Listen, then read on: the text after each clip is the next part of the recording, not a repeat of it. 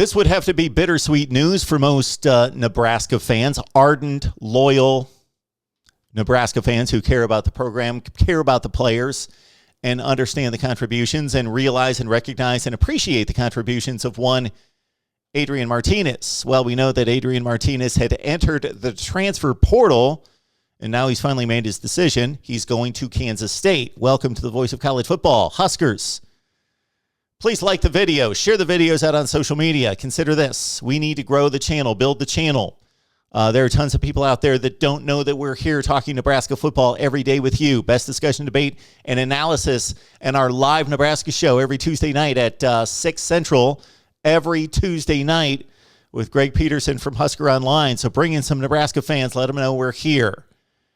And share the videos out on social media with folks that don't know we're talking Huskers. All right, let's talk Adrian Martinez. Got to appreciate what he did. At the same time, yeah, the performance was sketchy. It was spotty. It was back and forth, up and down. So much expected of him coming to Nebraska. And unfortunately for him,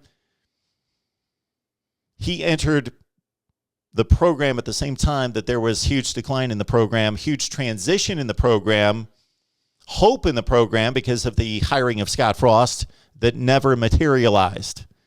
Maybe some improvements in regards to strength and conditioning, improvements in regards to improving the morale and the personnel makeup in the locker room, getting some people out of the program that probably did not belong and getting others into the program that would be productive and have the right attitude, work ethic, and so forth. Those things are speculated. Strength and conditioning is pretty much confirmed. It's much better than it was previously under Mike Riley. All right, Adrian Martinez, though, was supposed to be the guy that would lead this team to upper echelon status. And considering there's no elite program in the division, Nebraska arguably recruits better than any team in the division. Consistently better than Wisconsin, Iowa, Minnesota, etc. But we know what the record's been. In Adrian Martinez, 39 games played at Nebraska, the team went 14-25. I don't necessarily pin that on him. I think the quarterbacks get too much credit and they get too much blame. They lost all those one-score games, not just in 2021, but the most one-score games since Scott Frost took over in 2018, the most in college football. All right, let's get the bad out of the way. Turnovers. His interception rate got better, but still threw 10 picks this past season. That's a little higher than you would like. You would want your quarterback to be more in the 5 to 8 range, but it was more about the timing of the turnovers. And it was not just interceptions. It was more so fumbles, not protecting the football in key situations.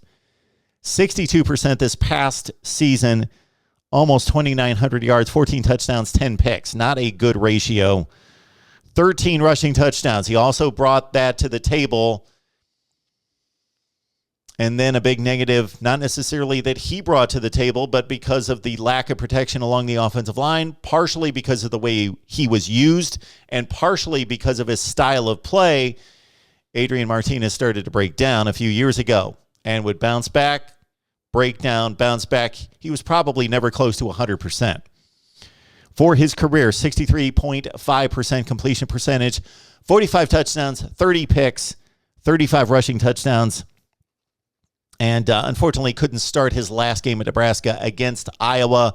We saw Logan Smothers run the ball 24 times, throw it fairly well, and of course Nebraska almost win that game, blowing a 21-6 lead. Adrian Martinez standing on the sideline, watching the end of his Husker career. And just consider his last pass. What might have been, what could have been. There's a microcosm right there. Nebraska at Wisconsin, trying to pull off a major upset. Meaningless game to a certain extent, but against a rival and a team that's vying for the Western Division Championship. And Nebraska played an exceptional game, 35-28. And Martinez threw for 351 yards. That actually his second best single-season passing yardage game to 384 against Wisconsin his first starting season. Last pass could have been ruled an interference at the goal line, would have put Nebraska in great position to win the game on a final play. But the pass broken up, pass interference not called, could have been called, Nebraska loses. Was that not the microcosm of Martinez in Nebraska over the last few years? All right.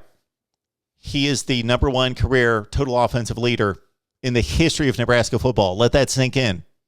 Regardless of number of games and all the things that you could say about the results on the field in regards to wins and losses, the all-time total offense leader, 10,792, and a three-time captain.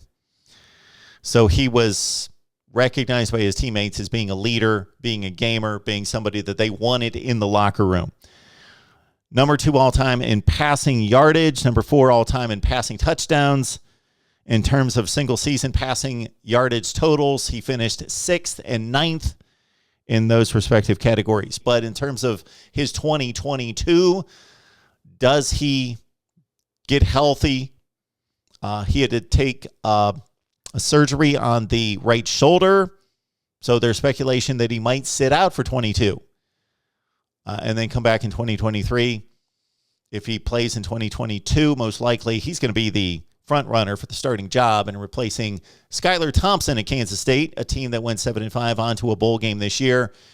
And Skylar Thompson, a pretty similar style quarterback to Adrian Martinez, run first, pass combination there. Your thoughts about Adrian Martinez down below in the comment section. We would appreciate that. And again, like we stated off the top, we're here talking Nebraska football with you. I am producing content every day, and we've got our Huskers live show. Would love for you to be here live every Tuesday at 7 o'clock Eastern, 6 Central. If you can't catch us live, of course, catch the replay. Right here at the Voice of College Football, Huskers.